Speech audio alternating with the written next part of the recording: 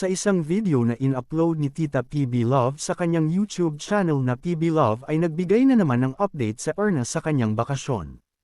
Papunta sila Erna sa bundok o mas kilalang Mount Karingag. Doon sila Erna dati nakatira at hingal na hingal siya dahil naglalakad lang sila. Ayon sa kanya na maraming tao doon dati nakatira sa Mount Karingag at isa na sila doon. Maganda daw ang lugar na ito at doon na rin sila matutulog kasi sobrang ganda daw ng view dito kapag umaga, para dong dagat sa sobrang kapal ng fogs. Mga kapatid at pamangkin ni Erna ang kasama niya at nagdala rin sila ng kabayo para may magdadala sa mga gamit nila.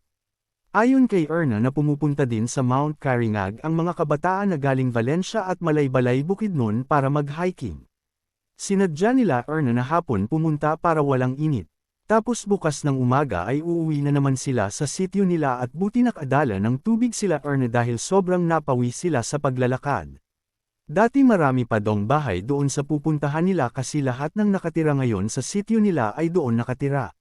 Dagdag ni Erna na ang ganda dati doon sa lugar kasi malinis pa dahil sa dami nilang nakatira. Pero ngayon ilang bahay na lang siguro ang nandoon kasi lumipat na sa sityo nila ang karamihan. Marami pa naman daw pumupunta sa lugar ayon kay Erna kasi marami talagang kabataan ang may gustong pumunta. Kahit mataas yung lakaran ay hindi hadlang sa kanila para makita lang nila yung magandang view. Malapit na sila Erna sa bahay na tutuluyan nila at mapapansin natin na may sunset na, mga 5 PM na daw ng hapon ayon kay Erna. Napadaan sila Erna sa isang bahay at makikitang maraming alagang manok ang nakatira dito. Marami ding bulaklak at halaman, meron ding maliliit na uri ng palya.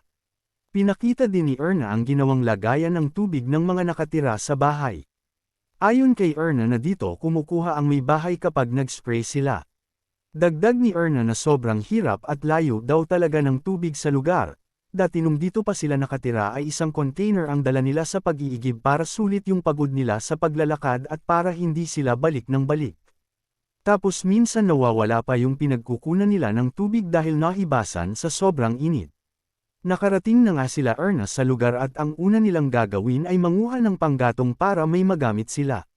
Nabanggit ni Erna na malapit na siyang bumalik sa Abra tapos hindi na siya makapasyal sa lugar. Pinakita na ni Erna ang bahay na tutulugan nila, ayon kay Erna na medyo na daw ito kasi ilang buwan nang walang nakatira. Pinakita din ni Erna ang dala nilang kabayo at masaya si Erna dahil napaka-supportive ng mama at papa niya. Sabi daw ng mama at papa niya na dalhin nila Erna yung kabayo para may makakargahan sila ng mga dala na tubig at saka mga kakainin nila. Pumasok naman si Erna sa bahay at medyo madilim sa loob dahil paggabi na pero hindi mapagkaila ang ganda ng bahay. Sobrang ganda pa ng bahay at hindi mo akalain na mga katutubo ang nakatira dito. Bahay pala ito ng tiyuhin ni Erna at ang tiyuhin niya ay kasama na nilang tumira sa sitio ngayon.